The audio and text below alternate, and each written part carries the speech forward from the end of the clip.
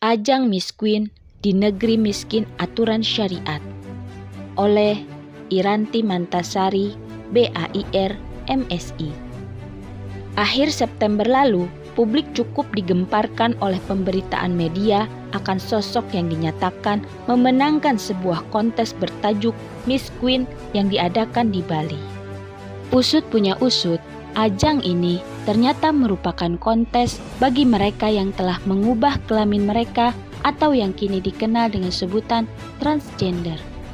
Melalui akun Instagram resminya, penyelenggara ajang ini mengumumkan para pemenang serta peserta yang ikut berkompetisi merebutkan gelar Miss Queen 2021.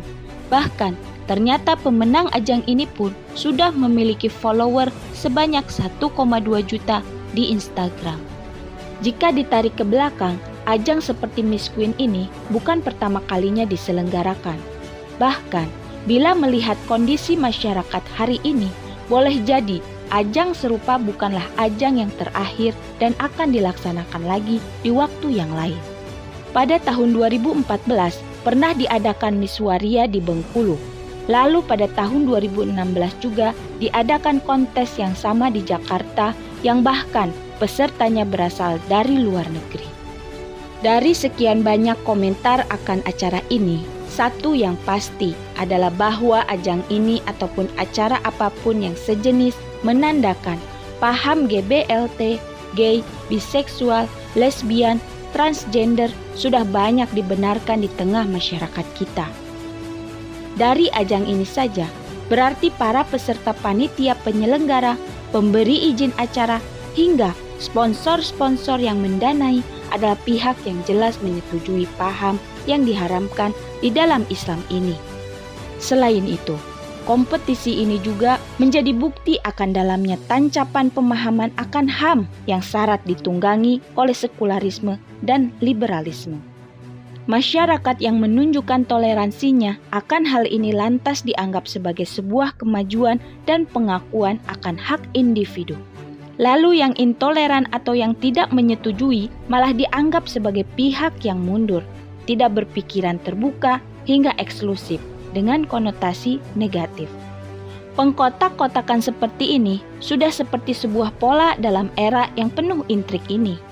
Untuk memudahkan identifikasi pihak mana yang harus dirangkul dan yang sebaiknya dipukul. Jika ditelaah secara lebih dalam, sebenarnya sudah banyak yang mengungkap, baik dalam dokumen resmi maupun tidak resmi, bahwa ajang-ajang yang mengusung ide bernuansa liberal ini diimpor dan didukung oleh Barat sebagai punggawa liberalisme secara global. Negeri dengan penduduk muslim terbesar di dunia ini tentu menjadi sasaran, sehingga dampak lebih jauh yang diinginkan adalah terbentuknya persepsi akan justifikasi bahwa muslim dan Islam membenarkan ide-ide seperti GBLT. Dalam hal ini, jelas juga bahwa negara sudah dan sedang melakukan pembiaran serta tidak menutup berbagai keran yang dapat mengalirkan ide rusak ini kepada publik. Perilaku yang dilaknat oleh Allah Azza wa Jalla ini juga menjadi lumrah karena diadopsinya kebebasan dan HAM liberal.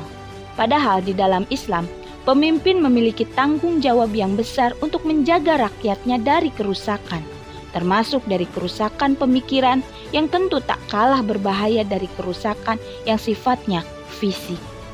Tanpa bermaksud mewajarkan, sikap negara yang demikian tentu sudah terbaca, mengingat miskinnya negeri ini dari aturan syariah yang secara jelas dan tegas melarang pengembangan serta penyebarluasan ide haram ini di tengah masyarakat. Logika mudahnya, bila syariat Islam menolak perilaku ini, maka ketika perilaku ini justru menjadi hal yang diterima oleh negara dan masyarakat, tentu syariat saat itu sedang tidak diterapkan. Hal ini juga mematahkan pendapat sebagian kalangan yang mengatakan bahwa negara hari ini adalah negara yang syar'i.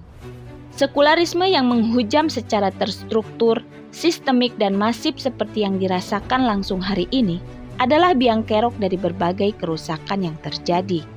Sekularisme juga menumbuh suburkan banyak sekali kemaksiatan, perbuatan dosa, hingga pemikiran yang meracuni benak umat. Oleh karena adanya sekularisme inilah, syariat dicampakkan dan hanya berlaku dalam ranah yang dianggap pribadi, serta membuat umat Islam berpandangan kabur atau bahkan buta akan agamanya sendiri. Dalam level yang lebih tinggi, sekularisme juga mencetak pemimpin yang menjalankan kekuasaannya yang berorientasi pada aspek materi semata, sehingga hal-hal yang sebenarnya dikecam Islam akan dibiarkan selama mengalirkan pundi-pundi rupiah. Padahal, andai saja para penguasa memahami betapa berat hisab yang dijalaninya kelak di akhirat, tentu mereka akan senantiasa berusaha agar syariat Allah sebagai pengatur kehidupan terbaik manusia dapat diterapkan. Dengan demikian, merupakan sebuah urgensi agar individu-individu negeri, khususnya kaum muslimin, baik mereka yang dipimpin maupun yang memimpin, untuk mewaspadai berbagai wacana sesat yang tersebar di tengah masyarakat. Pengkajian yang serius dan intensif tentang Islam serta berbagai pemikiran yang rusak dan merusak juga penting untuk diamalkan, sehingga pemikiran umat terbentengi dari hal-hal yang mampu mengundang murka Allah Azza wa Jalla. Wallahu a'lam bishawab.